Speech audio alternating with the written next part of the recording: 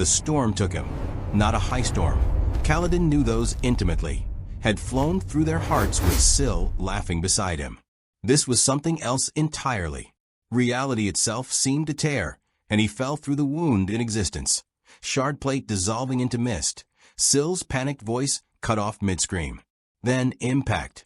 Kaladin's eyes snapped open. He lay on smooth stone, breath coming in controlled gasps despite the disorientation. Battle instincts kicked in immediately. Assess, adapt, survive.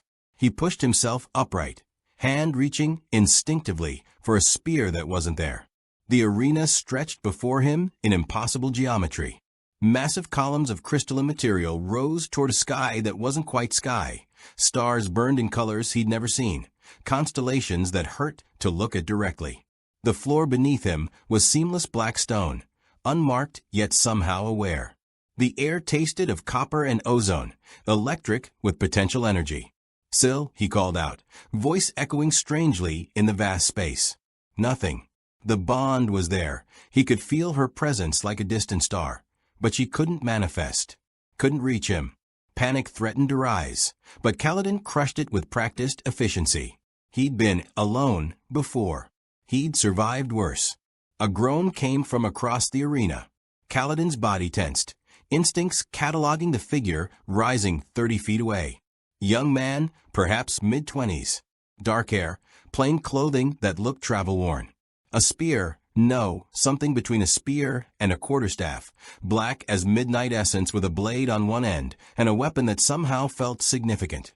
The stranger wore a medallion around his neck and a scarf that seemed too fine for his otherwise practical attire. Most importantly, the way he moved. Even disoriented, even clearly as confused as Kaladin, the stranger rose with the grace of someone who'd fought countless battles. Not shardbearer smooth, but something else. Practiced. Lethal. Their eyes met across the arena. Right, the stranger said, accent strange and rolling. This is new.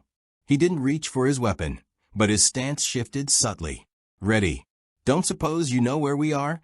No, Kaladin said carefully. I was hoping you did. Bad luck for both of us then. The stranger's eyes flicked around the arena, analytical. Though given my usual luck, I should have expected something like this eventually. Before Kaladin could respond, the air between them folded. The entity that emerged had no true form. It was suggestion and presence, angles that shouldn't exist, a voice that came from everywhere and nowhere. When it spoke, the words bypassed Kaladin's ears entirely, resonating directly in his mind with terrible clarity. Kaladin Stormblessed. Windrunner. Oathbound protector. The entity's attention shifted, and Kaladin felt the weight of its regard lift slightly. Matron Cauthon. Gambler. Trickster. Reluctant savior. Matt's fine. The stranger, Matt muttered. And I'm nobody's savior. Your humility is noted. And irrelevant. The entity expanded, and suddenly Kaladin could see beyond the arena. Flashes of two worlds. Roshar burning under some catastrophe he didn't recognize. The shattered plains crumbling into nothing. Eurythyra's tower city collapsing. And another world equally doomed. Cities he'd never seen consumed by darkness. A great wheel breaking. Reality itself unraveling. Two worlds. Two philosophies of protection. Only one shall survive. No. Kaladin's voice was flat, absolute. I don't fight for cosmic entities. Find another champion. Matt laughed, sharp and bitter. Finally, someone talking sense. I'm with the gloomy one. Not interested. Your consent is not required. Your participation is inevitable. The entity gestured, and agony lanced through Kaladin's chest. Not pain exactly, worse. He felt bridge for dying. Teft, throat cut. Rock, speared through. Scar fallen. The bond with Syl fraying, unraveling strand by strand. All of it illusion, he knew, but the emotion was real enough to drive him to his knees. Across the arena, Matt cried out, hand clutching his head. Images flashed. Kaladin could somehow see them bleeding from the man's mind. A woman with golden hair screaming. A city burning. Children dying. Friends lost. Fight. Or watch everything you love burn. The pressure released. Kaladin gasped, sweat pouring down his face, Stormlight instinctively flooding his system. Wait. Stormlight? He looked down at his hand, saw the familiar glow. Somehow, impossibly, he held light. Not much, but enough. The arena itself was providing it, he realized. Just enough to make this trial interesting. Matt had recovered faster, already on his feet, face set in grim determination. Storms take you, he spat at the entity. Blood and ashes, I hate being forced into things. Storms. Kaladin asked despite himself. Expression. You. We actually have storms. High storms. Huh. Matt rolled his shoulders, resignation settling over him like a cloak. Well, this is supremely unfair, but I suppose fair's got nothing to do with it. He raised his strange spear staff, settling into a stance that spoke of genuine mastery. I don't want to fight you. I don't want to fight you, Kaladin agreed. Stormlight continued to seep into him from the arena itself, pooling in his chest. Not enough for extended combat, but enough to matter. But I won't let my world burn. Neither will I. Matt's expression was sympathetic, almost apologetic. So I guess we're doing this. Fight until one yields, dies, or transcends. The victor's world survives. The defeated's world ends. There are no other outcomes. The entity dissolved, leaving them alone in the impossible arena. For a long moment, neither moved. Kaladin studied his opponent with a soldier's eye. The way Matt held his weapon suggested experience, but also improvisation. This was someone who'd learned to fight by necessity, not training. Dangerous in its own way. Unpredictable. I've sworn oaths to protect, Kaladin said quietly. I can't abandon them. I've got people counting on me, Matt replied. Thought I'd finally gotten away from all this hero rubbish, but here we are. He sighed. Tell you what, let's at least make this interesting. I'm Matt Cauthon, former farmer, current idiot apparently. Kaladin Stormblessed, former slave, current windrunner. He inhaled deeply, pulling in more stormlight. His body began to glow softly, radiant of the third ideal. That's supposed to mean something? You'll find out. Matt grinned, but there was no humor in it. Great. I love surprises. The medallion around his neck seemed to catch the strange starlight. Just so we're clear, I'm going to try not to kill you. Same. But I will do whatever it takes to win. As will I. The tension stretched between them like a drawn bow. Somewhere beyond the arena, two worlds hung in balance. Somewhere beyond comprehension, a cosmic entity watched its champions with alien satisfaction. Kaladin's hand moved toward his side, and Syl appeared. Not fully, but enough. A shard's pair materialized, Sylblade silver and perfectly weighted. The stormlight in his veins sang with power. Matt spun his Ascendarii once, the movement fluid and practiced, then settled into a deceptively relaxed guard. Well, Matt said, luck be with me. Life before death, Kaladin murmured. They moved. The first exchange lasted 3 heartbeats. Kaladin moved with stormlight in hand speed, closing the distance in a blur of motion. The Syl spear thrust toward Matt's center mass, a probing strike, testing defenses, not meant to kill, but to gauge reaction time. Matt wasn't there. He'd shifted left, Ascendarii deflecting the spear with minimal movement, and his counter came instantly. A strike toward Kaladin's knee, low and vicious. Kaladin jumped, lashing himself slightly upward, and felt the weapon pass beneath him by inches. They separated, circling. Fast, Matt observed. His eyes had changed, sharper now, analytical. Not natural fast. Something else. Stormlight, Kaladin said. No point in hiding it. It enhances physical capability while I hold it. He could see Matt processing this, categorizing the information. This man was no fool. How long does it last? Kaladin smiled thinly. Long enough. Right. Secrets. I can work with secrets. Matt's grip on his weapon shifted subtly. My turn. He attacked, and Kaladin immediately understood he'd underestimated his opponent. Matt fought like no one Kaladin had ever faced. Not the raw power of a shardbearer, not the disciplined precision of an ALT warrior, not even the vicious efficiency of Parshendi soldiers. This was something else entirely, a style that seemed to incorporate dozens of different techniques, flowing from one to another without pattern or predictability.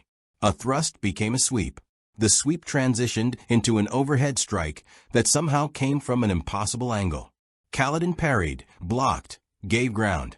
Stormlight kept him ahead of the attacks, but barely. It was like fighting someone with 1,000 years of experience compressed into one body. Because that's exactly what this is, Kaladin realized. Somehow, this man fights like he's lived countless lifetimes. Kaladin lashed himself backward, creating distance.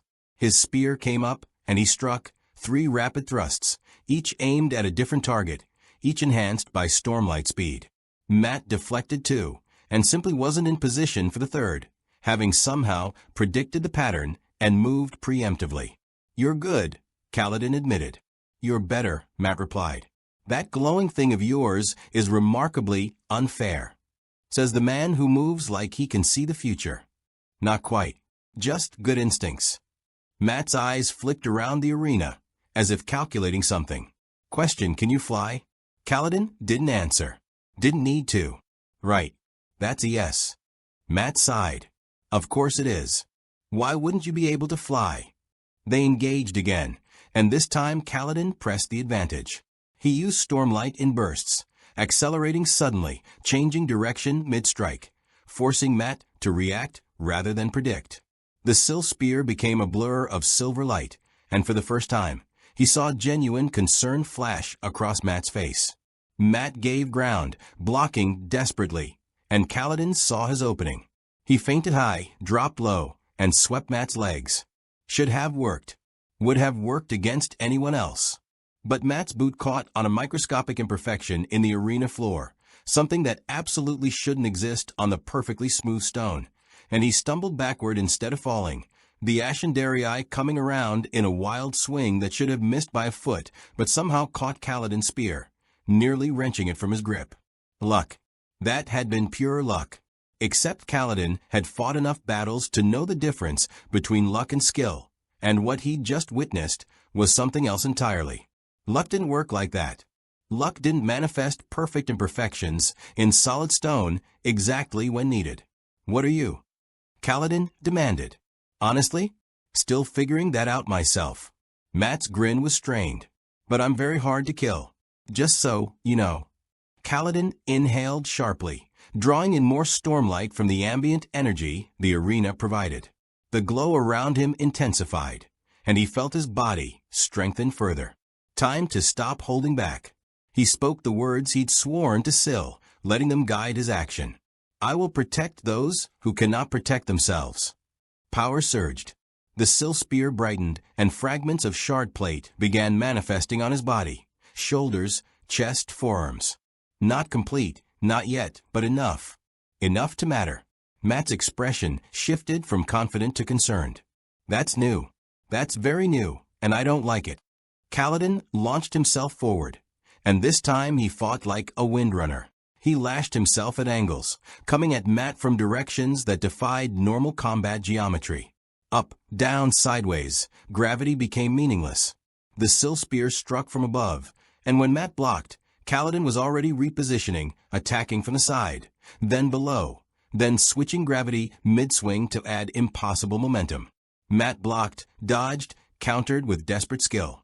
But he was being overwhelmed, driven back step by step. The Ashendarii moved in patterns Kaladin couldn't quite predict, but Stormlight let him react fast enough that prediction didn't matter. Then Matt did something unexpected. He threw his weapon, not at Kaladin, at the ground between them. The Ashendarii struck the stone and bounced at a completely wrong angle, spinning wildly. Kaladin's instinct screamed, and he lashed himself upward, avoiding the ricocheting weapon by inches. Matt caught his weapon without looking, already moving, and in that moment of Kaladin's distraction, he closed distance. No more cautious circling. No more testing. Matt came in close, where Kaladin's aerial advantage meant nothing, and suddenly they were fighting hand-to-hand range, where the Ashendarii's shorter length gave it the edge over Kaladin's spear. Kaladin shifted the Sil spear into a sword configuration, Syl adapting instantly to his need, but Matt was already inside his guard, weapon moving in tight, vicious arcs. The medallion around Matt's neck swung wild, and Kaladin tried to lash Matt directly, to throw him backward. Nothing happened. The lashing simply stopped. Didn't affect Matt at all. He felt the Stormlight try to grip his opponent and slide off like water off oiled leather. The medallion, Kaladin realized. Blocks magic, Matt confirmed, grunting as he struck at Kaladin's unarmored legs. Direct magic anyway. Picked it up from some very strange women. Seemed prudent at the time. Kaladin blocked with his forearm, shard plate fragment absorbing the blow, and slammed his shoulder into Matt's chest. Enhanced by Stormlight, the impact should have broken ribs. Matt rolled with it, turned the momentum into a backwards flip that somehow landed him perfectly balanced, and came up grinning despite the obvious pain. "You hit like a bloody Trolloc," Matt wheezed. "I don't know what that is. Big. Mean. Ugly. You'd fit right in." Despite everything, the cosmic stakes, the forced combat, the weight of worlds, Kaladin almost laughed. This man's irreverence in the face of death was either incredibly brave or incredibly stupid. Possibly both. "You're not taking this seriously," Kaladin said. "Oh, I'm taking it very seriously." Matt's expression hardened. "But if I can't laugh at the cosmos trying to kill me, what's the point?" He raised his Ascendarii again. "Besides, I think better when I'm talking. Helps distract from a terror." "You're terrified? Of you?" "Absolutely." "Of dying?" "Not particularly." "Of being forced to kill someone who doesn't deserve it." Matt's voice dropped. "That terrifies me most of all." Kaladin understood. He felt it too, the wrongness of this fight. Two protectors, two men who'd give anything to save others, forced to battle for the amusement of something that viewed entire worlds as game pieces. "We can't stop," Kaladin said quietly. "It won't let us." "I know." Matt's jaw set. "So we keep fighting. And maybe while we fight, we figure out how to beat something bigger than both of us. Together." Eventually, Matt settled back into stance. "But first, I need to see what you can really do. No more holding back." Kaladin's Stormlight flared brighter. The partial shard plate solidified further. "No more holding back," he agreed. They moved together, and this time there was no hesitation. The clash intensified. Kaladin launched himself upward, lashing toward the distant ceiling of the arena. Stormlight propelled him 30 feet in a heartbeat, and he inverted his personal gravity, planting his feet on one of the massive crystalline columns. From this vantage, he had the advantage: height, perspective, mobility. Matt looked up, shielding his eyes against the glow of Stormlight. "Of course you can walk on walls. Why wouldn't you walk on walls?" Kaladin didn't respond. He pushed off, lashing himself downward at an angle, building tremendous speed. The Syl spear extended into a full lance configuration, and he dove like a hawk striking prey. Matt ran, not away, perpendicular to Kaladin's trajectory, serpentining in a pattern that should have been predictable but somehow wasn't. Kaladin adjusted mid-flight, angling his lashing to compensate, but Matt had already changed direction again. At the last possible second, Matt threw himself into a roll that brought him up with his Ascendarii raised defensively. Kaladin struck the weapon dead center. The impact was explosive. Stormlight-enhanced strength meeting an impossibly well-timed block. The Ascendarii should have shattered, would have shattered any normal weapon. Instead, it held, and the force of the collision sent both fighters skidding backward across the smooth stone. Kaladin landed in a controlled crouch, Stormlight already healing the stress fractures in his arm bones from the impact. Matt landed less gracefully, stumbling, clearly feeling the shock of the blow. "Storm Sake," Matt gasped. "You trying to kill me, or just rearrange my insides?" "You're still standing," Kaladin pointed out. "Barely." Matt flexed his hands, grimacing. "That weapon of yours, it's not normal metal, is it?" "It's my spren. Syl. She manifests as a shard blade when I need her." "Your spren." "Right. Normal, everyday, magical soul weapon. Why not?" Matt's eyes had that calculating look again. "Can she become other things?" Kaladin hesitated, then decided honesty might earn him something in return. Yes. Weapons, tools. Whatever I need within reason. Useful. Matt was already moving, circling, keeping distance. My weapons got its own story. Ashandarai. Got it from people who aren't exactly people, in a place that isn't exactly a place. It's kept me alive more times than I can count. The medallion too. Different strange people, different strange place. Matt's grin was brief. I collect odd things. Seems to be a theme. Kaladin tracked him, noting how Matt never stopped moving, never settled into a static position. Always shifting, always presenting a different angle, making himself harder to predict, harder to target. You fight like you're dancing, Kaladin observed. I fight like I'm trying not to die, Matt corrected. Big difference. Kaladin attacked again, this time varying his approach. Instead of diving from above, he lashed himself laterally, skimming across the arena floor at impossible speed, Sill spear sweeping low. Matt jumped, too high, the arc wrong, but somehow a fragment of stone chose that exact moment to crumble beneath where he'd been standing, and the unexpected give let him twist mid-air, Ashandarai deflecting Kaladin's strike by a hair's breadth. That luck again. It wasn't just chance, it was something more. The world itself seemed to bend slightly in Matt's favor. Your luck, Kaladin said, pulling back. It's not natural. Very perceptive. Matt landed, rolled, came up ready. I'm Ta'Veren. Pattern bender. Reality gets flexible around me, especially when the stakes are high. That seems unfair. Coming from a man who can fly and heal instantly, that's rich. Matt's expression turned serious. But here's the thing about luck. It's not controllable. Not really. It evens out. Good and bad, all mixed together. I can't choose when it helps or hurts. As if to demonstrate, Matt stepped forward and his boot caught on absolutely nothing, causing him to stumble. He turned the stumble into an attack, but it was clearly improvised, clearly unintended. See? Keeps me humble. Kaladin pressed the attack, sensing an opening. He struck high, then low, then feinted left before coming right. Matt blocked two, dodged one, but the fourth strike got through, the Sill spear catching Matt's shoulder, drawing first blood. Matt hissed, dancing back. Blood seeped through his shirt, but the wound wasn't deep. Kaladin had pulled the strike at the last instant, unwilling to seriously injure someone he had no real quarrel with. Appreciate the restraint, Matt said, pressing his free hand to the wound.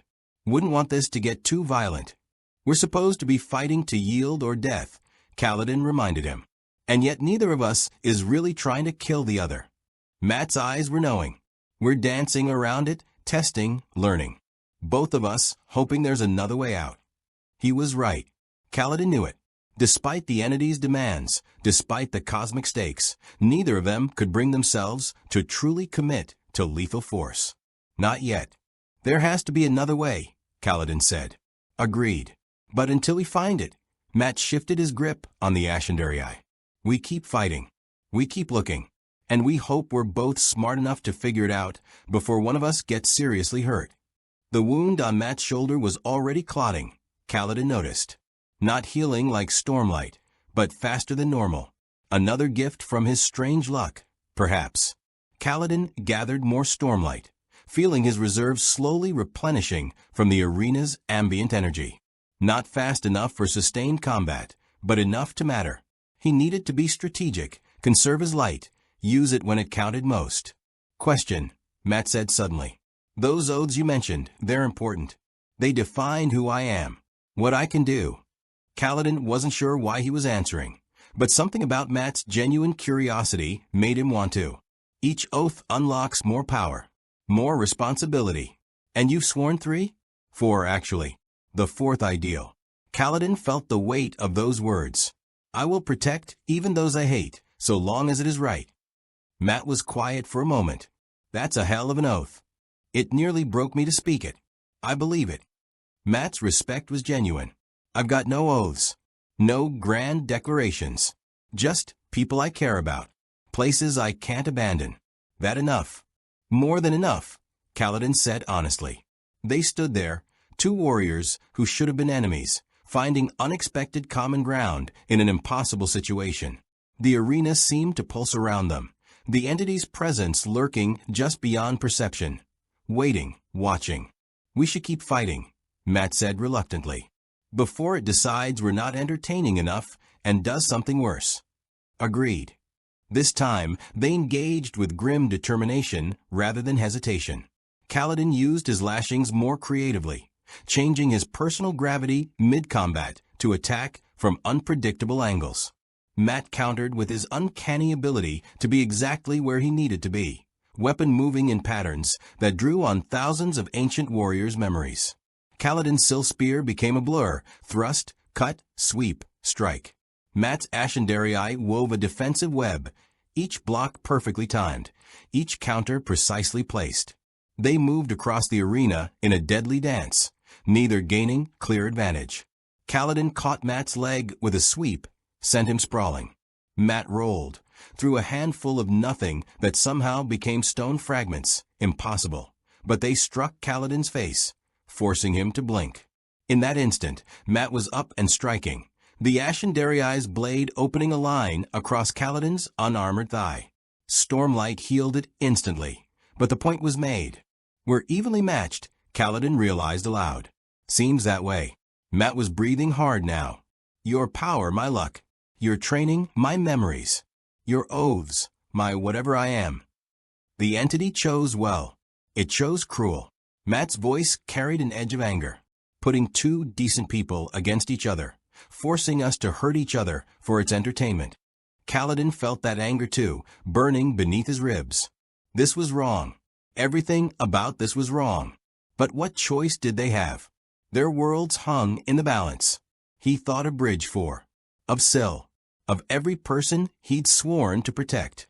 Matt seemed to read his thoughts. Yeah, I know. We fight because the alternative is worse.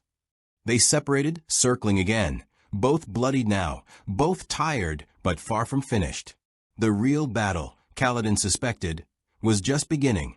Kaladin drew deeply on his stormlight reserves, feeling the energy course through his veins like liquid lightning. The glow around him intensified, and he made his decision. If they were truly matched on the ground, he needed to use his greatest advantage. He lashed himself upward with full force.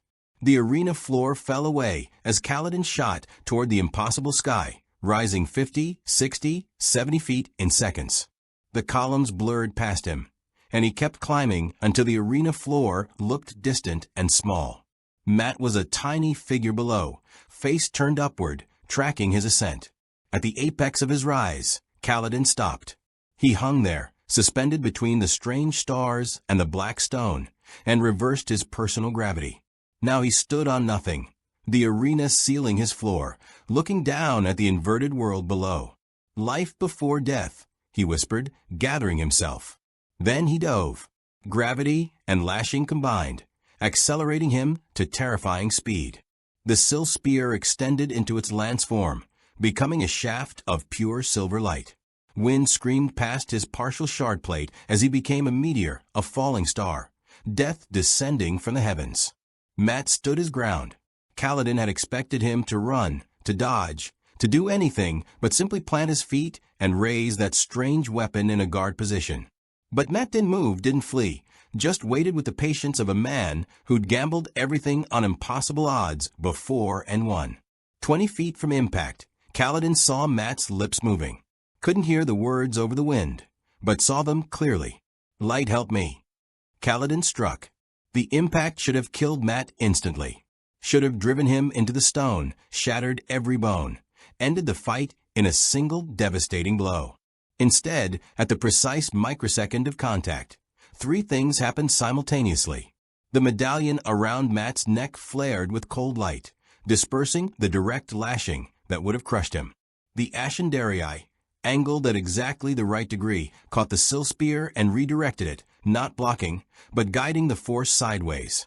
And Matt's boot found a crack in the arena floor that absolutely had not existed seconds before, allowing him to shift his weight and roll with the deflected momentum. The combination wasn't enough to save him completely. Matt flew backward like a child's toy, the Ashendarii torn from his grip, his body tumbling across the stone for 30 feet before slamming into one of the crystalline columns. The impact was sickening. Kaladin heard ribs crack even from his position. But Matt was alive.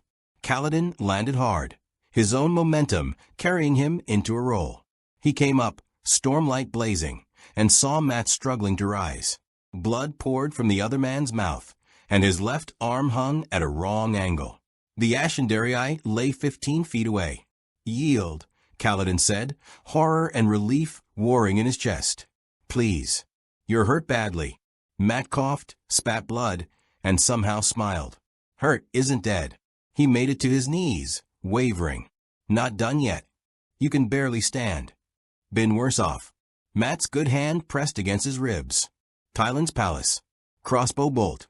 This is practically pleasant."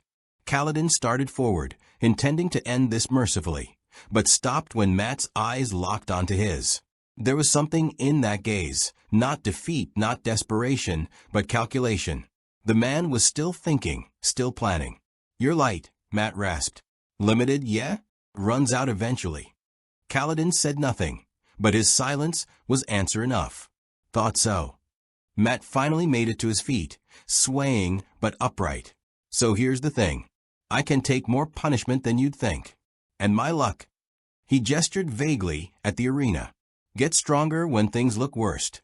When survival seems impossible." As if to demonstrate, a chunk of the crystalline column he'd hit chose that moment to fall, landing exactly where Matt could brace against it, supporting his injured side. "See? Can't plan it. Can't control it. But it happens." Kaladin watched, fascinated despite himself, as Matt limped toward his fallen weapon. Each step looked agonizing, but the man kept moving with grim determination. When he reached the Ashendarii, he had to use his good hand to pick it up, the broken arm clearly useless. "Last chance," Kaladin said. "Yield. I don't want to hurt you worse." "Appreciate that." Matt managed to get the Ashendarii into a one-handed grip, the stance awkward but functional. "But I've got people depending on me. A wife who's probably very annoyed I vanished. Friends who need me alive. A whole bloody pattern that apparently thinks I'm important." His expression hardened. "So no, I don't yield."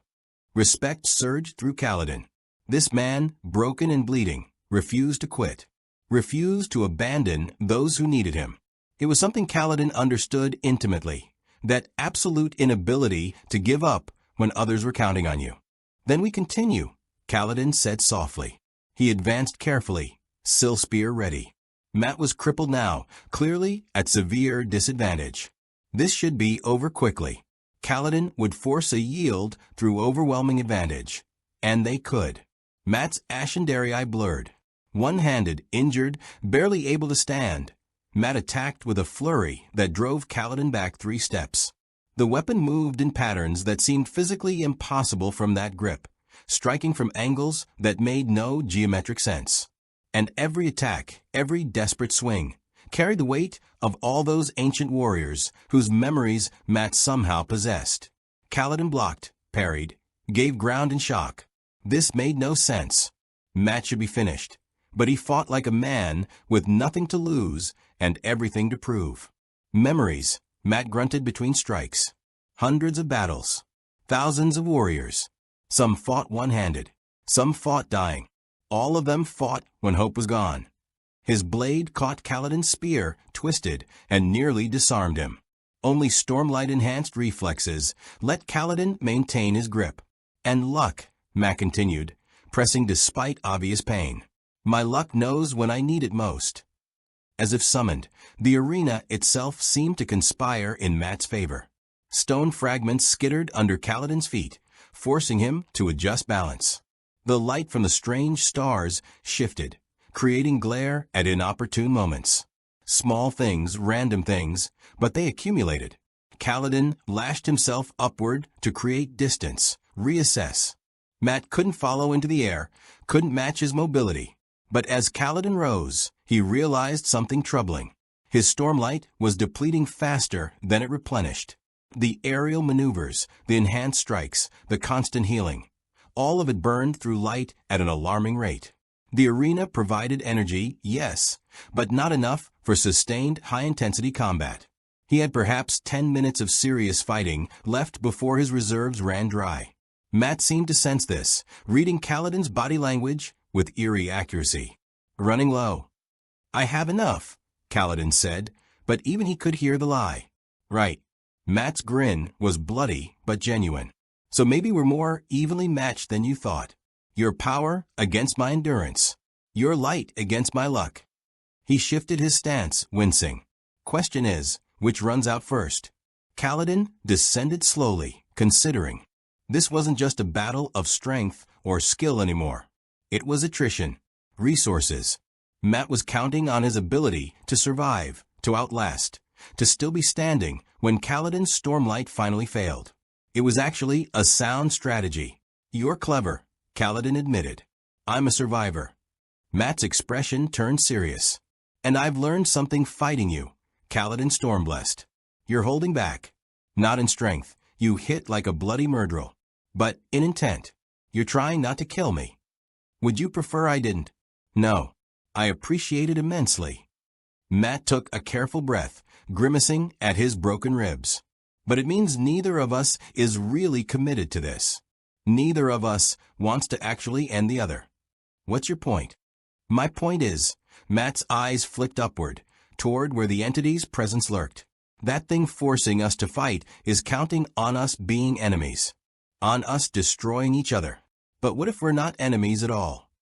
Kaladin landed fully, standing 20 feet from Matt. We're still fighting. Because we have to. Because our worlds are at stake. Because we don't see another option. Matt lowered his weapon slightly. But maybe there is one. Maybe while we're fighting, we're also looking for the real enemy. The entity. The entity, Matt confirmed. Something powerful enough to grab us from different realities. Something that feeds on conflict.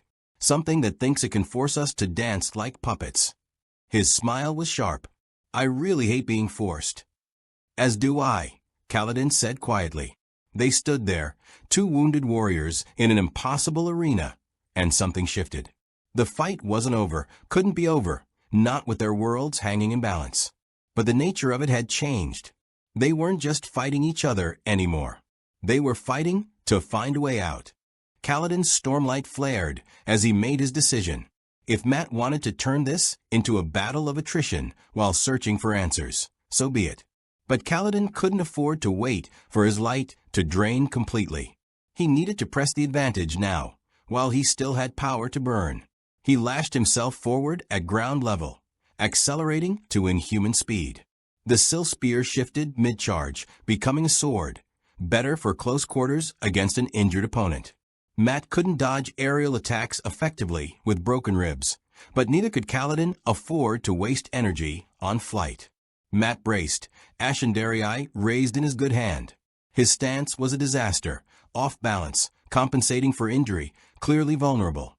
Every instinct Kaladin had screamed that this would be easy.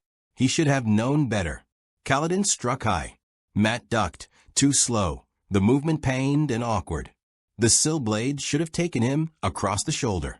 Instead, Matt's boots slipped on nothing, dropping him lower than intended, and the blade whisked through empty air where his neck had been a heartbeat before.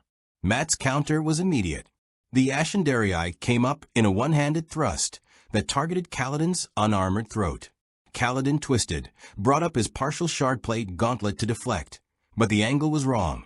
The blade scored across his cheek, opening a line of fire. Stormlight healed it instantly, but the point was made. Lucky, Kaladin said. Always am. Matt was breathing hard, each breath clearly agonizing. But you're right. Can't keep this up forever. They circled, and Kaladin noticed something. The arena itself seemed different now. The perfectly smooth floor had developed tiny imperfections, hairline cracks, minor variations in texture. Nothing major, but enough to create uncertainty. Enough to give Matt's luck something to work with. Was the arena responding to Matt's presence? Or had these flaws always been there, waiting to be exploited at the exact moment they'd matter most? Kaladin attacked again, this time with a series of controlled strikes. He couldn't afford wild, power-burning assaults. Instead, he used precision, targeting Matt's injured side, forcing him to overextend with his good arm, creating openings. Matt defended desperately, but the mathematics were against him. One arm, broken ribs, no superhuman healing. Every block cost him, every movement drawing fresh pain across his features. Kaladin's blade caught his shoulder, then his thigh, shallow cuts, carefully controlled. But blood flowed. Yield, Kaladin said again. Please. Can't. Matt's voice was tight with pain. Won't. Kaladin pressed harder. He swept Matt's legs, and this time luck wasn't enough. Matt went down hard, gasping as his broken ribs impacted stone. The ashen Darii clattered away. Kaladin stood over him, sill blade at Matt's throat. It's over. Matt looked up at him, blood on his teeth, and laughed. Actually laughed. Is it? Then the arena exploded. Not literally, but close enough. The floor beneath Kaladin suddenly fragmented, not crumbling, but shifting like puzzle pieces, rearranging themselves. He stumbled, lashing himself upward instinctively to avoid the churning stone. Matt rolled away from a chaos, somehow finding stable ground despite his injuries. When the movement stopped, the arena had changed. No longer perfectly flat, now it featured obstacles, barriers, columns of different heights. Terrain that favored mobility and creativity over raw power. Terrain that gave Matt options. Did you do that? Kaladin demanded. Not intentionally. Matt had retrieved his weapon, using a column for support. But the pattern, Ta'veren. When we're threatened, sometimes reality just adjusts. Makes things more interesting. He coughed blood. Sorry. Kaladin descended carefully. Wary now. The changed arena meant his aerial advantage was partially negated. Too many obstacles, too many blind spots. And his Stormlight reserves were noticeably lower. Maybe 7 minutes of serious combat left. Interesting is one way to put it, Kaladin said. They engaged again, but now the battlefield favored unpredictability. Kaladin would lash himself toward Matt, only to have a stone column shift slightly, forcing him to adjust trajectory. Matt would retreat around corners that created ambush points, his luck ensuring Kaladin approached from disadvantageous angles. It was infuriating and fascinating. Kaladin caught Matt in the open, drove him back against a wall. The sill blade came down in a strike meant to end this. Matt's medallion chain snapped. The foxhead medallion fell, bouncing across the stone with a bright metallic ring. Matt's eyes went wide with genuine shock. Without that protection, he was vulnerable to direct lashing. Kaladin didn't hesitate. He lashed Matt straight upward, hard. Matt shot toward the ceiling with a scream of pain, ribs protesting the sudden acceleration. 20 feet up, 30, 40. Then Kaladin reversed the lashing, slamming Matt back down. The impact would be brutal even for a healthy man. For someone with broken ribs and a shattered arm, it would be devastating. Matt hit the ground and didn't move. Kaladin landed beside him, breathing hard, Stormlight glowing dimly around his fading reserves. Matt. No response. Blood pooled beneath the fallen warrior. Too much blood. His chest rose and fell shallowly, barely breathing. Horror flooded through Kaladin. No, I didn't mean. Matt's eye cracked open. Gotcha. The ashen Darii, which had been lying 3 feet away, suddenly wasn't. Matt had it in his good hand, must have grabbed it during the fall somehow, and the blade swept toward Kaladin's legs in a vicious arc. Pure instinct saved Kaladin. He lashed himself upward, but the blade still caught him, opening a deep gash across his calf. He gasped, Stormlight rushing to heal the wound, precious light draining away. Matt rolled to his feet, or tried to. He made it to one knee, and even that clearly cost him everything. But his eyes blazed with fierce determination. Told you. Hard to kill. You were faking, Kaladin said, shocked. Exaggerating, Matt corrected. Still hurt like hell. But I've learned to use what I've got. And right now, what I've got is your assumption that I'm finished.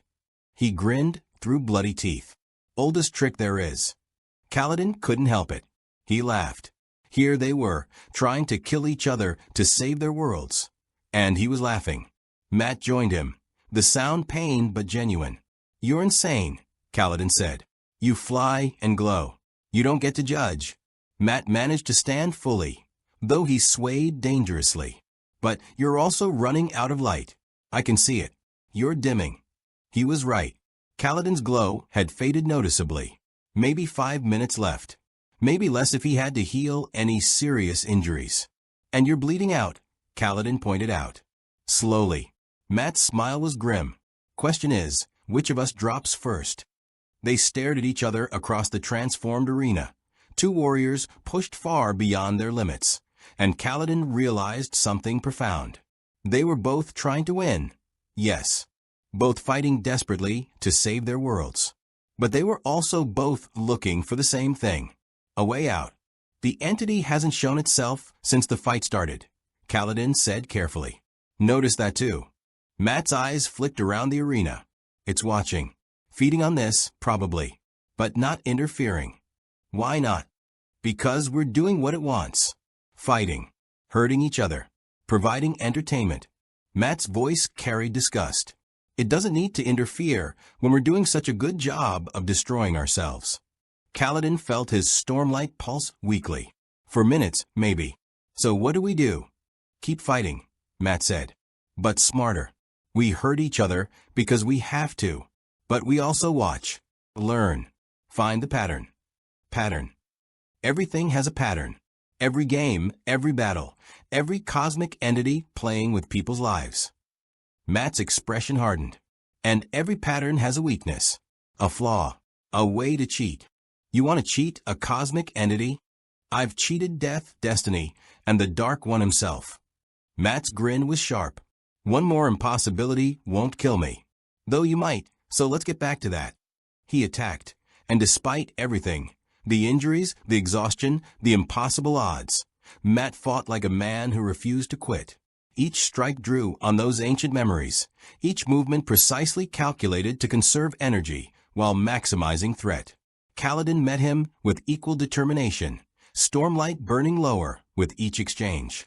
They fought across the transformed arena, two men refusing to yield, refusing to break, refusing to accept that their only option was mutual destruction. And somewhere beyond perception, something watched and waited, confident in its control. It had no idea what was coming. 3 minutes of stormlight remaining. Maybe less. Kaladin felt the reserves dwindling with each heartbeat, each healed scratch, each gravity-defying maneuver. The glow around him had dimmed from blazing sun to guttering candle. Soon he'd be fighting as just a man, well-trained, experienced, but mortal. Vulnerable. Matt seemed to sense it. He pressed harder despite his injuries, accepting pain as currency for advantage. The Ascendarii became a whirlwind in his good hand, and Kaladin realized he was watching something extraordinary. Every strike Matt threw wasn't just his own. It carried the weight of countless warriors who'd fought in circumstances just as desperate. A Saldean cavalry officer's sweeping slash. A Shanchan Suldam's precise thrust. A warder's flowing counter. The styles blended seamlessly, one warrior's lifetime of experience flowing into the next, all channeled through Matt's battered body. How many? Kaladin asked, blocking a strike that came from an angle he hadn't anticipated. How many warriors' memories do you carry? Stop counting. Matt pivoted, grimacing as his ribs protested. Hundreds at least. Maybe thousands. All crammed into my skull courtesy of some very strange people with very strange magic.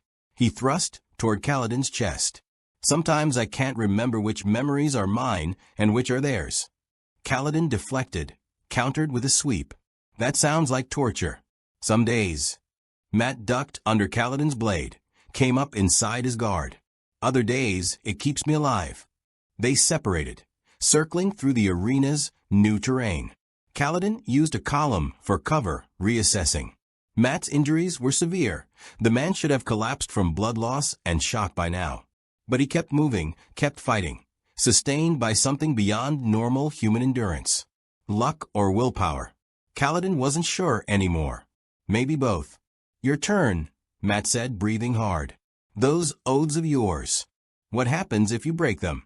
I lose my powers. The bond with Syl severs. Kaladin's grip tightened on the Syl blade. I become powerless. But you keep your life? Probably. Unless the breaking kills me through the trauma of losing the bond. Matt absorbed this, still circling. So there's a cost. Power requires price. His eyes were sharp despite the pain. What about the fourth oath? The one about protecting even those you hate. Kaladin tensed. What about it? Do you hate me? The question hung in the air between them. Kaladin considered it honestly. Did he hate this man? This stranger who fought to save his own world, who showed courage and cleverness, and a fundamental decency even while trying to kill him. No, Kaladin said quietly. I don't hate you. Good. Matt's smile was brief. Because I don't hate you either. Makes this whole thing significantly worse. They engaged again, but something had shifted. The strikes were still real, still dangerous, but there was an underlying current now. Understanding. Mutual respect between warriors trapped in circumstances beyond their control. Kaladin's blade caught Matt's shoulder, not deep, carefully controlled.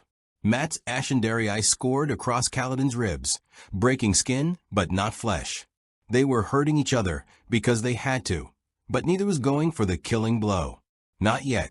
The entity wants a winner, Matt said between exchanges. One world survives, one dies. Clean. Simple. Brutal. But we're not giving it that, Kaladin realized. Not if we can help it. Matt blocked a thrust, used the deflection to create distance. Every moment we keep fighting without a clear victor, we buy time. Time to think. Time to find the flaw in its pattern. Kaladin lashed himself onto a column, walking horizontally along its surface. 2 minutes of light left. And if we run out of time before we find it, then one of us yields or dies, and a world ends. Matt's voice was grim. Not ideal. Kaladin launched himself from the column, lashing downward at an angle that added terrible momentum. The Syl blade came down in an overhead strike that could split stone. Matt raised the Ashendarii in a desperate block. The weapons met with a sound like thunder. The impact drove Matt to his knees, the Ashendarii vibrating in his grip. Kaladin landed, pressed his advantage, struck again. Matt blocked, barely, then again. Each impact drove him lower, grinding him down through sheer force. This was it. This had to be it. Matt couldn't withstand much more. Then Matt's eyes focused on something past Kaladin's shoulder, and his expression changed. Blood and bloody ashes. Kaladin risked a glance back. The arena was changing again. Not the terrain this time. The sky. The strange stars were moving, rearranging themselves into a pattern. No, not random stars. A constellation. Something specific. Something that looked disturbingly like eyes. Disappointing. The entity's voice crashed over them like a wave. Kaladin staggered, his remaining stormlight flickering. Matt dropped to one knee. Ashendarii braced against a stone to keep from collapsing completely. You delay. You hesitate. You seek alternatives that do not exist. We're fighting, Kaladin managed. As you demanded. You fight without conviction. Without the will to destroy. This is insufficient. The constellation eyes blazed brighter, and agony lanced through Kaladin's mind. He felt Syl screaming through their bond, felt Bridge for dying again, felt every person he'd failed burning in eternal fire. Illusion he knew, but the pain was real. Beside him, Matt cried out, clearly experiencing his own nightmare. Perhaps you require motivation. The entity gestured, and the arena's walls became windows. Through them, Kaladin saw Rosar, not as he'd left it, but as it was now, burning. The shattered plains were shattering literally, breaking apart into the chasms below. Urithiru's tower was crumbling, its ancient stones turning to dust. And everywhere, people were dying.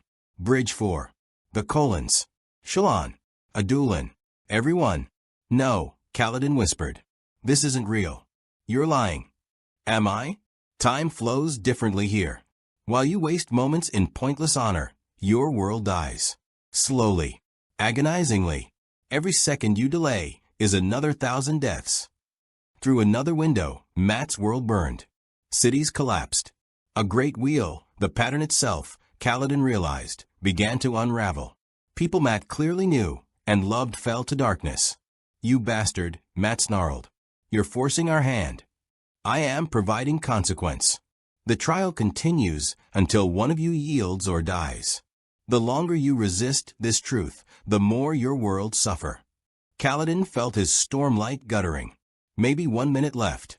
Maybe less. And if what the entity said was true, if his world was dying while he hesitated, then every second mattered. He looked at Matt and saw the same terrible realization in the other man's eyes. They had to end this. Now. "I'm sorry," Kaladin said. "Don't be." Matt stood, Ashendarii raised despite the obvious agony. "You're doing what you have to. So am I." The windows showed their worlds burning. The entity watched with alien satisfaction.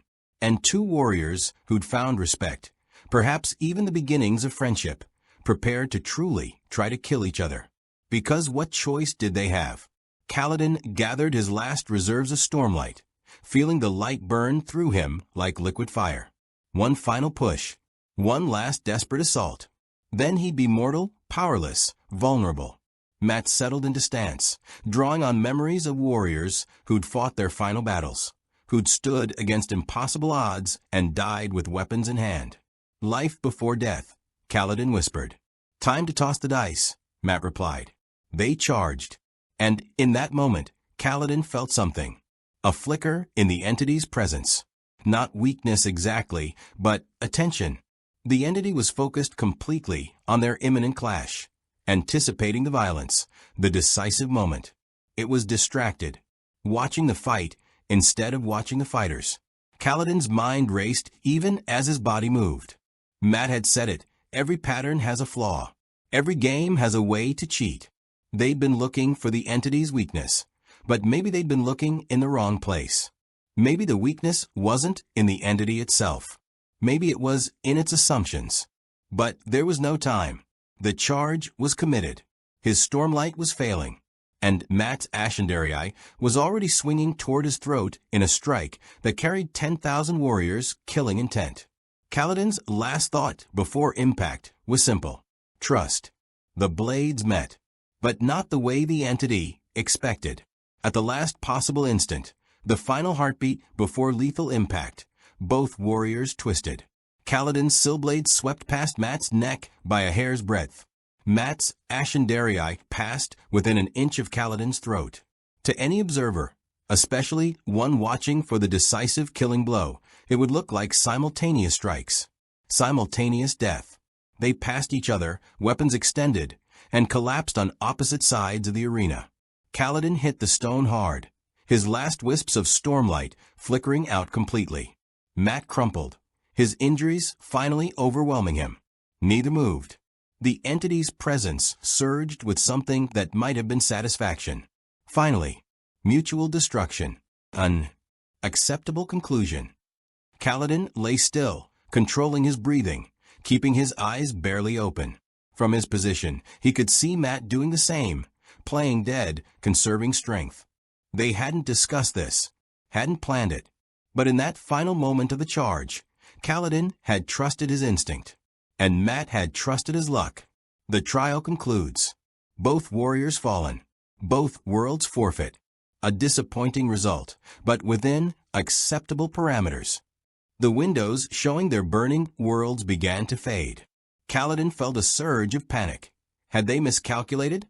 Was the entity simply going to destroy both worlds anyway? Then Matt spoke, voice weak but clear. "You're lying. Explain." Matt pushed himself up on his good arm, blood-soaked and broken, but alive. His eyes found the constellation stars, staring directly into the entity's presence. Those windows. The dying worlds. They're not real. Can't be. You presume to understand. "I presume to know a bluff when I see one," Matt interrupted. Kaladin sat up slowly, watching, understanding dawning. "I've played cards with the best cheats in a dozen kingdoms. Been lied to by dark friends and forsaken. And you?" Matt's smile was bloody. "You tell a decent lie, but there's always a tell. There is no deception. Your worlds burn as you waste, ***. Time doesn't flow differently here, Kaladin said, catching on. He climbed to his feet, powerless now, but standing nonetheless. If it did, we'd have aged. Our wounds would have changed. Our bodies would show the passage of time. He gestured at Matt's injuries. His broken ribs haven't gotten worse. My healed cuts haven't scarred. We're existing in a pocket outside normal time. Clever, but irrelevant. The trial, ***, was never about fighting, Matt finished. He'd made it to his feet as well, using his Ascendarii as a crutch. It was about feeding. You feed on conflict, on violence, on warriors forced to destroy each other. His voice strengthened. But you need us to commit. Need us to truly try to kill. That's what sustains you. Kaladin felt it now, the entity's presence shifting from satisfaction to something else. Uncertainty? Anger? You fought. You struck. You attempted to destroy each other. We fought, Kaladin agreed. But we never truly tried to kill. Every strike was controlled. Every blow measured. We hurt each other because we had to, but we refused to commit to murder. The final exchange. A performance, Matt said. Coordinated without words, executed by trust and timing. We gave you what you wanted to see, not what you wanted to happen. The arena trembled. The entity's presence expanded, and now it felt less like observation and more like rage. You dare to deceive. You deceived first, Kaladin snapped. You claimed our worlds were in danger, that only one could survive. But if that were true, you wouldn't need us to fight. You could simply choose. Destroy one reality or the other. He stepped forward despite having no power left. You need our consent, our participation, our violence. You understand nothing of. I understand parasites, Matt said coldly. Things that feed on others because they can't sustain themselves. You're not testing us. Not judging philosophies or choosing which world deserves survival. His eyes narrowed. You're just hungry. The constellation eyes blazed with terrible light, and the arena floor cracked beneath their feet. Kaladin stumbled, catching himself against a column. Matt nearly fell, his injuries making balance precarious. Insolent, mortal creatures. The entity's voice carried the weight of galaxies.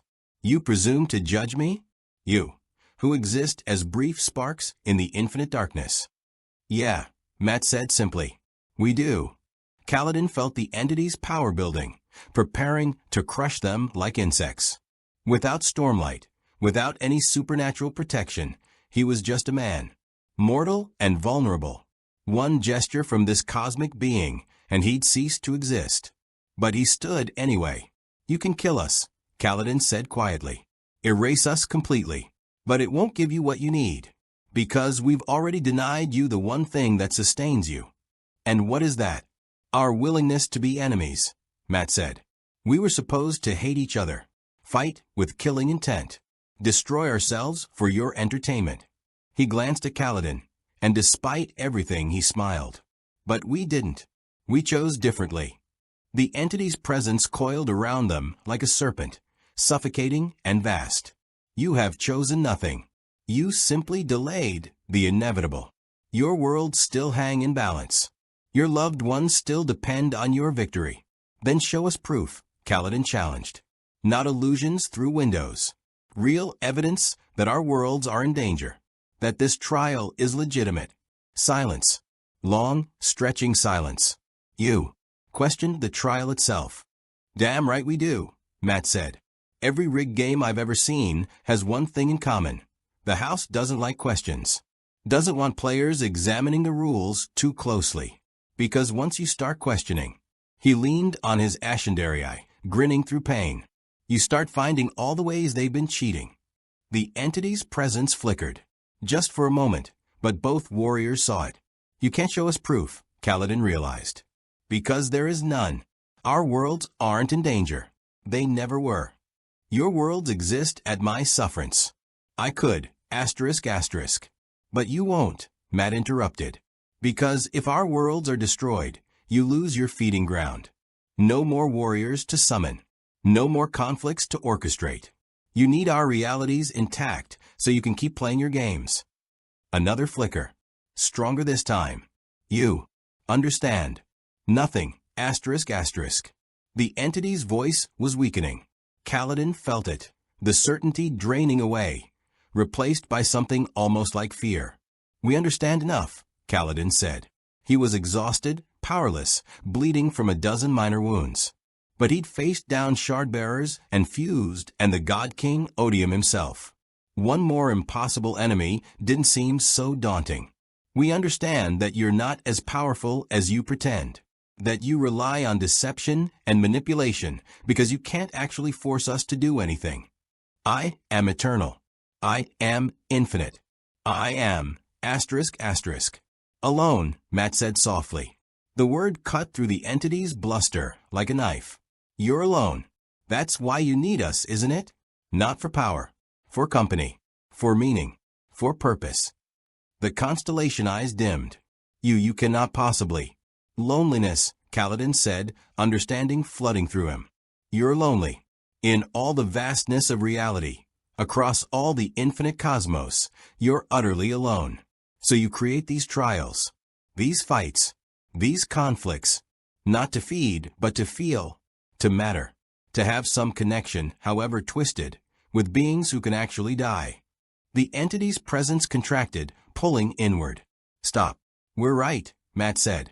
Aren't we? Stop. Kaladin stepped forward, weaponless but unafraid. Let us go. Release us back to our worlds. You don't need to do this. I must. The trial, asterisk asterisk, is over, Kaladin said gently. We've given you our answer. Not through violence, but through choice. We chose understanding over conflict, connection over destruction.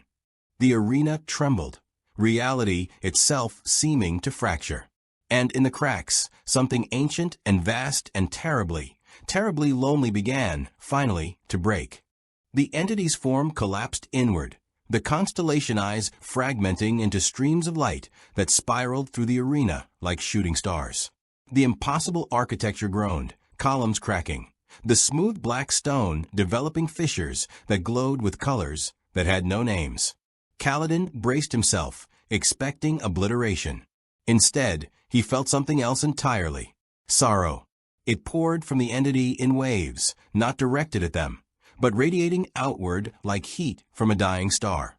Eons of isolation, countless realities observed but never truly experienced. Power without purpose, existence without meaning. By the light, Matt whispered. How long have you been alone? The entity's voice came broken, fragmented, stripped of its cosmic authority.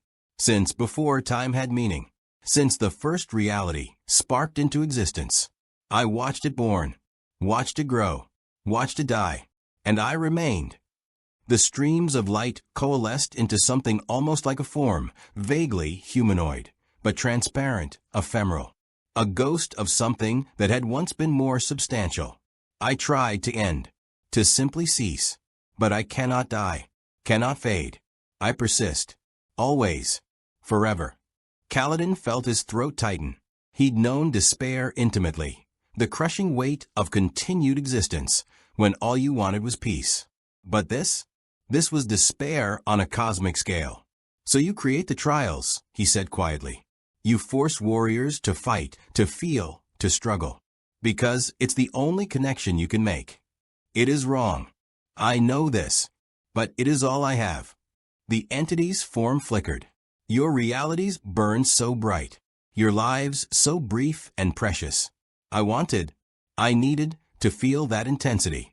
Even secondhand. Even through violence. Matt limped forward, each step clearly agonizing. There has to be another way. Some purpose you could serve that doesn't require forcing people to hurt each other. Such as, I don't know. I'm just a gambler who's in way over his head. Matt gestured helplessly with his good arm. But you're ancient, powerful, aware of infinite realities. That has to be worth something beyond just this. The entity was silent for a long moment. The arena continued to fracture around them, reality bleeding through the cracks, glimpses of other places, other times, other battles it had orchestrated across countless worlds. I do not know how to be anything else. Kaladin stepped closer, ignoring the way the floor shifted beneath his feet. Then, learn. You're eternal, right? You have infinite time. Use it to find a different path. You ask me to change, to abandon the only purpose I have known. I ask you to grow, Kaladin said. The same way I had to. The same way everyone has to when they realize the path they're on leads nowhere good. The entity's form solidified slightly, taking on more definition. Not fully real, but more present. Kaladin could almost see features, eyes that held galaxies, hands that had shaped realities, a face worn by endless ages. And if I cannot, if I try and fail, then you try again, Matt said. That's what living things do. We fail, we hurt, we fall, and we get back up, over and over until either we succeed or we don't. He smiled grimly. It's not a great system, but it's what we've got. You speak of hope. I speak of stubbornness, Matt corrected. Hope's just what stubborn people call refusing to quit. Despite everything, Kaladin found himself almost smiling. That was probably the most Matt Cauthon thing he'd heard yet. The entity reached out not physically, but through space itself, and touched the air between them. Where its presence made contact, the arena stabilized. The fractures stopped spreading. The glimpses of other realities faded. Your worlds are safe. We're always safe. The threat was fabrication, manipulation, everything you suspected. We know, Kaladin said. Yet you do not rage. Do not demand retribution for the harm I caused you to inflict upon each other. Kaladin glanced at Matt, who shrugged despite his broken ribs. We've both done things we regret under pressure. Made choices we wish we could take back. Who are we to judge? Besides, Matt added, we didn't actually kill each other. Came close, sure, but close only counts in horseshoes and hand grenades. He paused. Do you know what those are? I have observed them across multiple realities. Right. Omniscient entity. Forgot. Matt shifted his weight, grimacing. Speaking of, any chance you could, I don't know, heal these broken ribs? Consider it a parting gift for not completely destroying your cosmic game board. The entity's form brightened slightly, almost like amusement. An interesting request. Light flowed from the entity, gentle and warm. It wrapped around Matt, and Kaladin watched in awe as the other man's injuries simply unmade themselves. Broken ribs knitted. The shattered arms straightened. Cuts sealed. Blood evaporated.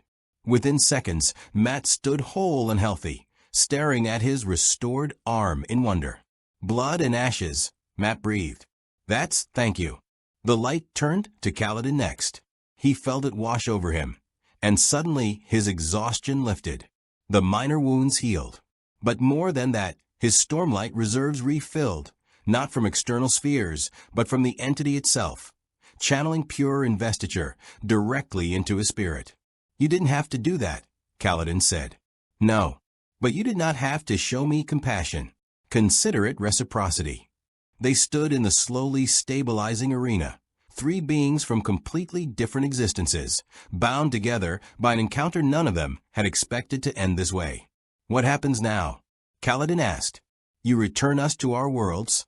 If you wish. Time has not passed there. You will return to the exact moment you were taken. All will be as it was. Accept us, Matt said quietly. We'll remember this. Remember each other. Yes. Kaladin looked at Matt, really looked at him. This man who'd fought with impossible skill and courage, who'd refused to yield even when broken, who'd chosen mercy when violence would have been easier. In another world, another life, they could have been friends, brothers in arms. I wish we'd met under better circumstances, Kaladin said. Same. Matt extended his restored hand. But for what it's worth, I'm glad I met you at all. You're a good man, Kaladin Stormblessed. Your people are lucky to have you. Kaladin gripped Matt's hand firmly. And yours are lucky to have you, Matt Cauthon. Even if you don't believe it. I really don't, Matt admitted with a grin. But I appreciate the sentiment. They released hands, and both turned to face the entity. "Before you send us back," Kaladin said, "answer one question honestly. Can you really change? Can something as old and vast as you truly find a different purpose?" The entity was silent for a long moment. "I do not know. But your example has shown me that attempting the impossible is, perhaps, worth trying. You faced a cosmic force and chose compassion, chose understanding, chose to see the pain beneath the power. Its form flickered with something that might have been determination. If mortal beings can defy their nature so completely, perhaps I can learn to do the same." "That's all anyone can ask," Kaladin said. "I will try. And if I succeed, perhaps someday I will summon warriors not for combat, but for counsel. Not for violence, but for connection." The entity's form began to fade. "Until then, thank you, both of you, for showing me that even in infinite darkness, there can be light." The arena dissolved around them, reality peeling away like old paint. Kaladin felt the familiar pull of Roshar calling him home, felt Syl's presence growing stronger as the bond re-established fully. His last glimpse was of Mat, standing tall and whole, offering a jaunty salute as his own world reclaimed him. Then transition. Kaladin stumbled, reality snapping back into focus. He stood in the training grounds outside Uritharu, Syl manifesting beside him in full Honor-Spren glory, her face etched with worry and relief. "Kaladin, you were just gone. For a heartbeat, you weren't here, and then—" "I know." Kaladin pulled her into an embrace, feeling her warmth, her realness. "I know. I'm sorry. Where did you go?" How could he possibly explain? A cosmic arena. A warrior from another reality. A lonely entity learning to hope. "Somewhere impossible," Kaladin said finally. "I'll tell you everything. But first—" He looked around the familiar training grounds, at the tower rising behind him, at the sky of Roshar with its single sun. "First, I just need a moment to appreciate being home." Syl studied his face, seeing something there she couldn't quite name. "You're different. Maybe." Kaladin smiled, genuinely smiled, for the first time in longer than he could remember. "Maybe I am."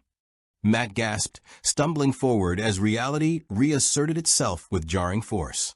His hands shot out instinctively, catching himself against a wagon wheel. He blinked, disoriented, taking in his surroundings. The camp. His army's camp outside Carrion. The same camp he'd been walking through when the world had simply torn open beneath his feet.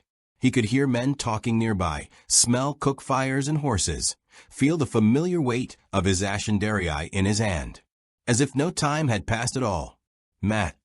He turned to find Talmon's approaching, the Carrionan's face showing mild concern, but nothing like the panic that should accompany someone vanishing into thin air.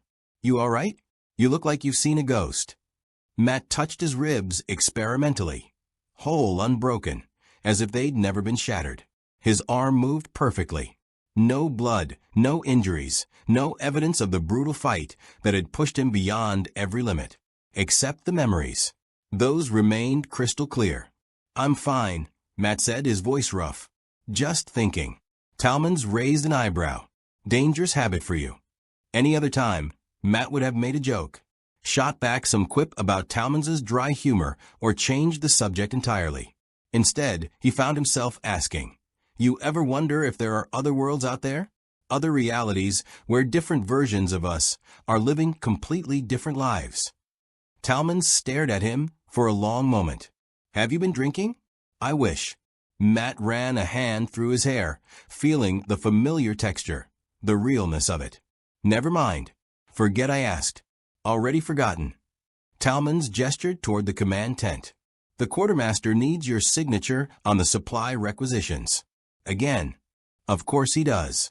Mat forced himself to focus on the mundane, the immediate. But as he walked through the camp, nodding to soldiers, reviewing documents, playing the role of reluctant general, part of his mind remained in that impossible arena. He kept seeing Kaladin's face. The fierce determination, the absolute refusal to yield even when powerless. The way he'd chosen mercy at every opportunity, pulling strikes that could have killed, healing wounds instead of inflicting them. Life before death, Kaladin had whispered, as if it were scripture, as if those simple words contained the entire philosophy of his existence. Matt understood oaths.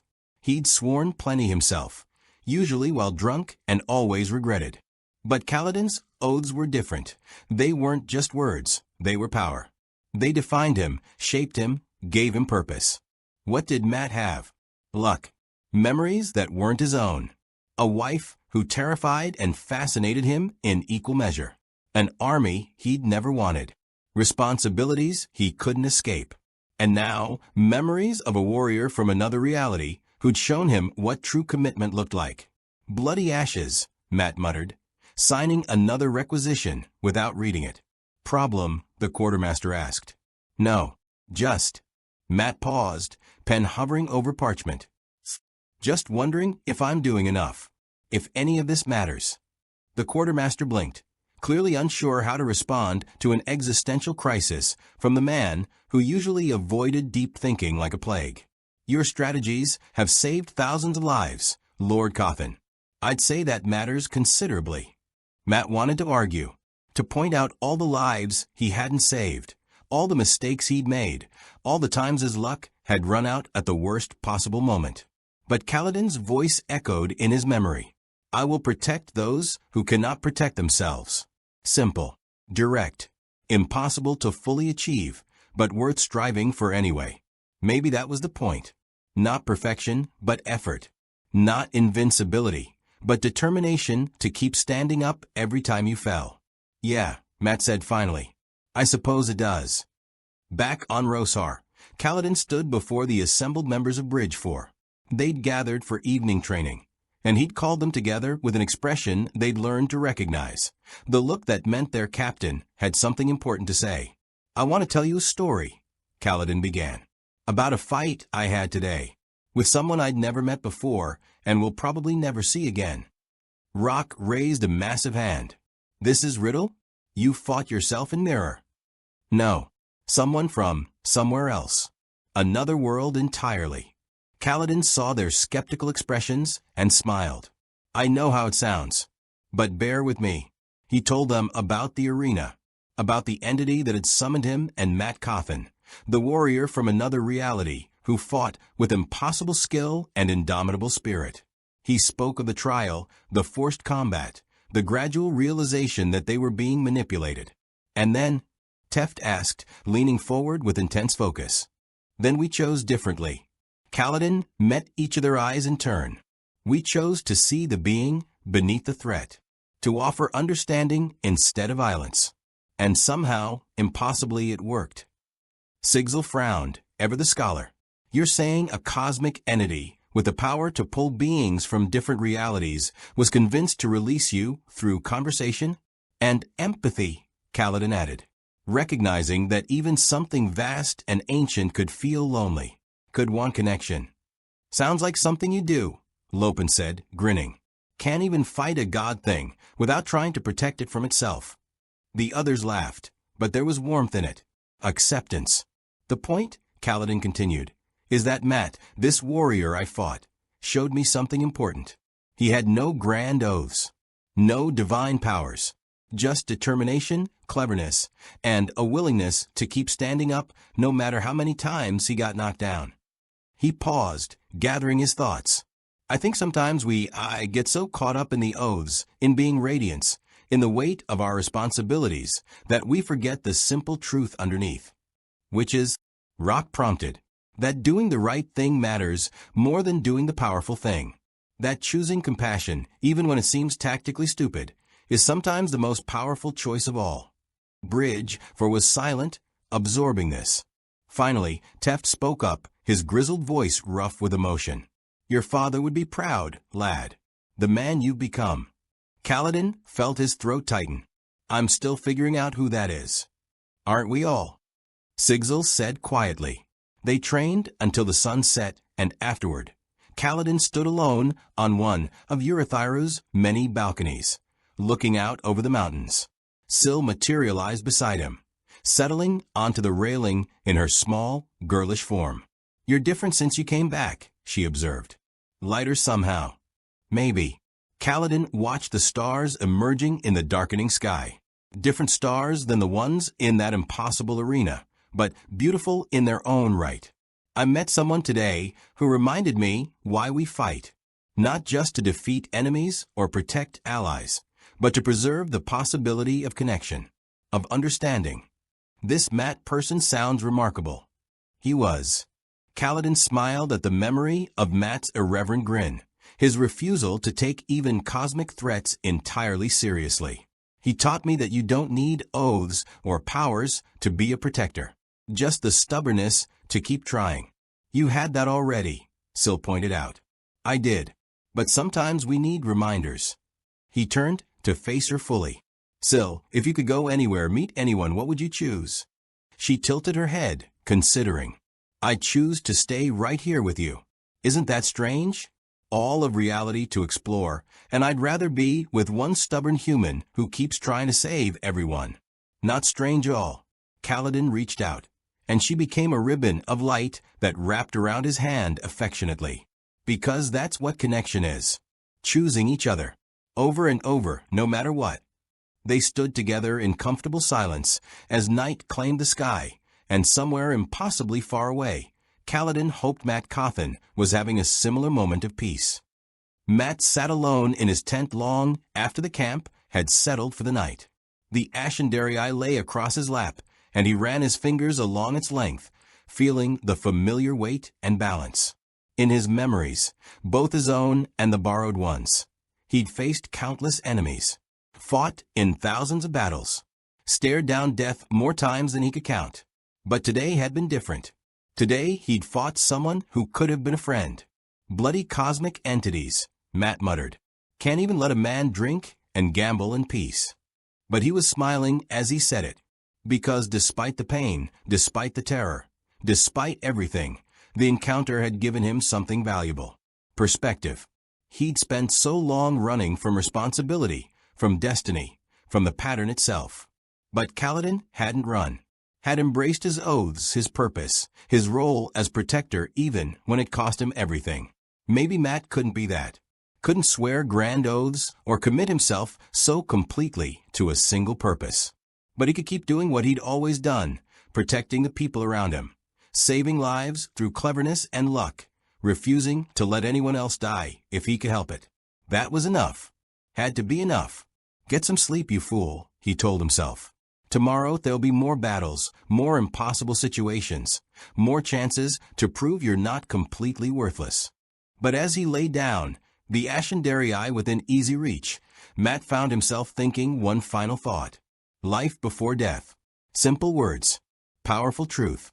Maybe oaths weren't so bad after all. 3 weeks passed.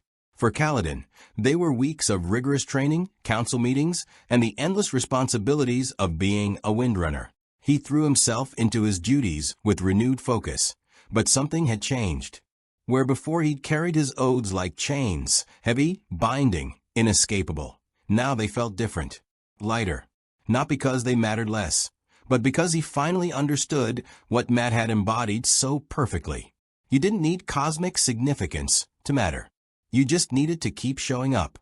He stood in the training yard, working with a group of new windrunner recruits. Most were young, uncertain, struggling with the weight of their emerging powers. Kaladin watched a girl, barely 16, attempt her first lashing and fail, tears of frustration building in her eyes. I can't do it, she said. I'm not strong enough. Kaladin knelt beside her. Strength isn't the issue. It's commitment.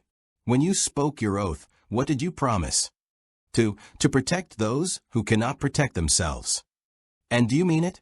She nodded fiercely. Then you're strong enough. The power will come. Trust yourself first, trust your oath second, and trust Stormlight third. He smiled. A wise man once taught me that sometimes the most powerful thing you can do is simply refuse to quit, even when everything seems impossible. The girl tried again. This time, a small stone lifted from the ground, floating upward for just a moment before clattering down. Her face lit up with wonder. I did it. You did. Kaladin stood, watching her practice with renewed enthusiasm. Keep that feeling. Remember it when things get hard. Later, Syl found him on the balcony overlooking the shattered plains, their usual spot for important conversations. "You've been thinking about him," she observed. "Matt." "Every day." Kaladin didn't bother denying it. "Wondering if he made it home, safely. If he's all right. If he remembers as clearly as I do. The entity promised you'd both return safely." "I know, but promises from cosmic beings." Kaladin shrugged. "Hard to trust completely." Syl was quiet for a moment. Then, carefully, "Do you wish you could see him again?" "Did he?" Kaladin considered the question honestly. Matt Cauthon had been an enemy, then an ally, then something else entirely. A mirror showing Kaladin truths about himself he'd needed to see. But their worlds were separate, their realities distinct. The chances of ever meeting again were essentially zero. "I wish I could thank him," Kaladin said finally, "for showing me that my way isn't the only way. That you can protect people without drowning in the weight of it. That irreverence and duty aren't opposites, they're balance. You could tell him, if you wanted to." Kaladin looked at her sharply. "What do you mean?" Syl's form shimmered, becoming more substantial. "The entity isn't the only thing that can bridge realities. Spren exists partially in the cognitive realm, which touches all worlds. With enough stormlight, with the right intent." She smiled mysteriously. "Messages can travel strange paths." "You're saying I could send word to him? Across infinite realities?" "I'm saying the bonds we form matter more than distance, even cosmic distance." Syl became a ribbon of light, wrapping around his shoulders. "If you want to reach out, I'll help you find the way." Kaladin thought about it. About Matt somewhere in another world, probably causing trouble. Probably saving lives despite claiming he wanted nothing to do with heroism. The image made him smile. "Yes," he said. "I'd like that." Matt was losing spectacularly at dice when reality hiccuped. The sensation was subtle, just a flicker at the edge of perception, like someone had whispered his name from very far away. The dice in his hand suddenly felt different, heavier, more significant. He threw anyway, because stopping mid-game was bad luck, and watched as the dice came up showing exactly the numbers he'd called. The other gamblers groaned, pushing coins his way. "Your luck's turned," one muttered. "Always does eventually," Matt said absently, still feeling that strange pull. He excused himself from the game, ignoring their protests, and found a quiet corner of the tavern. The feeling intensified, not threatening, not dangerous, just present. Like someone waiting patiently for his attention. Then, impossibly, he heard it. A voice that shouldn't exist, speaking words that traveled across realities. Matt Cauthon. "This is Kaladin Stormblessed. I don't know if this will reach you, but I wanted you to know. You made it home safely, and so did I." The entity kept its word. "Our worlds are safe." Matt's breath caught. It was insane. Impossible. But the voice was unmistakably Kaladin's. That serious, earnest tone that somehow managed not to be insufferable. The message continued. "I've been thinking about our fight. About what you showed me. You taught me that protection doesn't require perfection. That humor and hope can exist alongside duty. That sometimes the bravest thing you can do is simply keep standing up." A pause, then "Thank you, Matt. For fighting with honor even when forced. For choosing understanding over violence. For being exactly who you are, without apology or pretense. Your people are lucky to have you, even if you don't believe it. And for what it's worth, I'm glad I met you. Glad I got to see what a protector looks like when they've made peace with their own imperfections." Another pause. May your luck always turn when you need it most. May your battles be won with cleverness rather than bloodshed. And may we somehow, impossibly, meet again someday. Until then, keep standing up. The cosmos needs people like you. The presence faded, leaving Matt alone in the corner of a tavern, blinking back something that definitely wasn't tears. "Blood and bloody ashes," he whispered. He sat there for a long moment, processing. Then, because he was Matt Cauthon and couldn't leave well enough alone, he focused on that fading connection and thought as hard as he could. Asterisk Kaladin, you self-righteous, oath-bound, impossibly decent bastard. I hear you. And thank you. For fighting like you meant it. For showing me what real commitment looks like. For making me want to be better even though I'm perfectly happy being myself. Asterisk. He felt foolish, thinking words into the void, but continued anyway. Asterisk, your people are lucky too. And you're wrong about one thing. You don't need to make peace with your imperfections. You need to accept that they make you human. That being human is enough. That saving everyone is impossible. But trying anyway is what makes you worth knowing. Asterisk. Matt smiled, feeling the message send. Or hoping it did, anyway. Asterisk, may your oaths never break. May your light never dim. And may you learn to take yourself just slightly less seriously. The cosmos has enough grim heroes. It needs more people who remember how to laugh. Asterisk. The connection severed completely. Reality settling back into its normal patterns. Matt sat back, shaking his head in wonder. Cosmic messages, he muttered. What's next? Tea parties with dark friends. But he was grinning as he returned to the dice game, and when he threw, the dice came up perfect again. Lucky. Always lucky. Kaladin felt the response arrive like warmth spreading through his chest. He couldn't hear Matt's exact words. The connection wasn't that strong, but he felt the essence of them. Gratitude. Friendship. That uniquely Matt combination of irreverence and deep caring. And he felt something else, acceptance. Matt had received his message, had heard, had responded. Across infinite distance, across impossible barriers, two warriors from different realities had reached out and touched, however briefly. Did it work? Syl asked eagerly. It worked. Kaladin felt lighter than he had in months.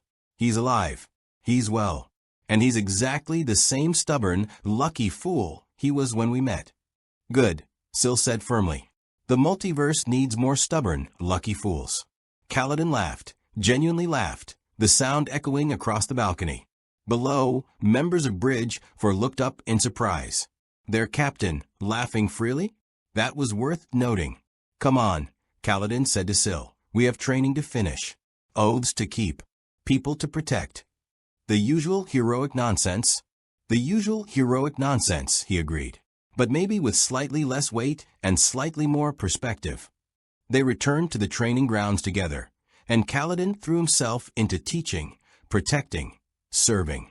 But now, when the weight threatened to crush him, when the oaths felt too heavy, when perfection seemed impossibly far away, he remembered. Somewhere, in another reality, a man with no powers and borrowed memories protected people through sheer stubborn refusal to quit. And that was enough. Had to be enough. If Matt Cauthon could be a hero while insisting he wasn't one, then Kaladin could be a protector while accepting he couldn't save everyone. Balance. That's what they'd taught each other. Not through words or philosophy, but through action. Through choosing mercy. Through refusing to be enemies when the cosmos demanded it. The sun set over Rosar, painting the sky in brilliant colors. Kaladin stood watching, Syl on his shoulder, and thought one final message toward the distant stars. Asterisk, thank you, my friend. For everything, asterisk. And somewhere impossibly far away, Matt Cauthon smiled and threw another perfect roll, his luck turning exactly when he needed it most. Two warriors, two worlds, one impossible encounter, and friendship that transcended reality itself. The entity watched from its place beyond places, from the void between realities where it had dwelt since before time had meaning. It observed Kaladin Stormblessed teaching his students, watched Matt Cauthon laughing with his soldiers, and felt something it had never experienced before. Pride. Not in itself. It had no accomplishments to take pride in, only eons of manipulation and hollow victories. No, this was pride in them. In two mortal beings who had faced impossible circumstances and chosen compassion over conquest. They had seen its loneliness and offered understanding instead of judgment, had recognized the pain beneath its power and responded with empathy rather than exploitation. In doing so, they had given it something more valuable than any violent spectacle could provide. They had given it hope. The entity reached out across the infinite darkness, not to summon warriors for combat, but simply to observe, to witness, to learn from beings whose lives burned bright and brief, but burned nonetheless. Perhaps, it thought, there were other ways to connect, other purposes to serve. It would take time, infinite time, which it had in abundance. But for the first time in its endless existence, the entity had something to strive toward. Not perfection, not power, but growth. It was a beginning, and beginnings, the entity was learning, mattered more than endings. In the arena that no longer existed in any conventional sense, a small thing happened. A crack in reality sealed itself. A wound in the fabric of existence healed. The space where two warriors had fought and chosen friendship became something new, not a battlefield, but a memorial. A reminder that even cosmic forces could change. That loneliness could be answered with connection. That violence was never the only option. The memorial would stand forever, invisible to most, accessible to none. But it would persist nonetheless, a testament to the day two men from different worlds taught an ancient entity what it meant to hope. Years would pass. Kaladin would speak his fifth ideal, would face Odium himself, would lead his windrunners through impossible battles. And in every moment of doubt, every instant when the weight threatened to crush him, he would remember Matt Cauthon's grin and think, if that fool can keep going, so can I. Matt would survive the last battle, would lose friends and gain legends, would finally accept that maybe, just maybe, he was the hero everyone kept insisting he was. And in quiet moments, when the dice felt heavy in his hands, he would remember Kaladin Stormblessed's fierce determination and think. Asterisk life before death. Not a bad oath, that asterisk. They would never meet again in flesh. Their realities remained separate, their paths divergent. But the bond they'd forged in that impossible arena persisted. Not visible, not tangible, but real nonetheless. Two protectors from different worlds, connected by choice and circumstance, proving that friendship could transcend even cosmic barriers. And somewhere beyond reality, an ancient entity smiled, still learning, still growing, still trying to find purpose in infinite existence. The trial had ended not with a victor, but with understanding. Not with death, but with life. Not with separation, but with connection that would echo across realities for as long as stories were told and heroes remembered. May the light guide you. May your luck always turn. And may we all find the courage to choose compassion when the cosmos demands violence. Asterisk, asterisk.